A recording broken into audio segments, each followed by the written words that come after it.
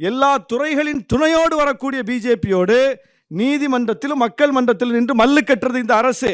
அதனோடு கூட்டணி கட்சியிலும் மல்லு கட்டுறோம். அப்ப எங்களோட நின்று ஸ்டாண்ட் எடுக்க வேண்டியவர்கள் தான் ஜனநாயக சக்திகளா இருக்க முடியுமே தவிர, திருப்பரங்குன்றத்தில் ஏத்திட்டு போனா என்ன பிரச்சனை?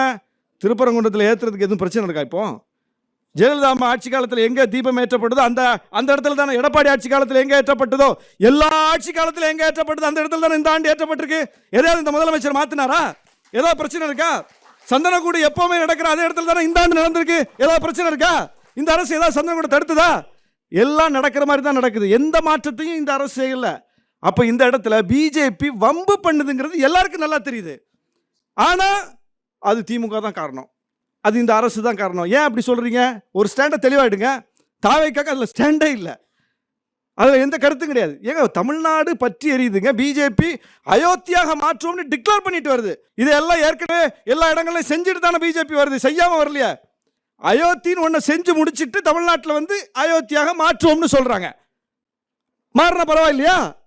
அப்ப இதை தடுக்க வேண்டாமா? எல்லா சக்திகளும் இதுல ஒருங்கிணைய வேண்டாமா? அப்ப ஒரு ஸ்டாண்டுக்கு தெளிவா வாங்க. அதைத்தான் நாங்க சொல்றோம்.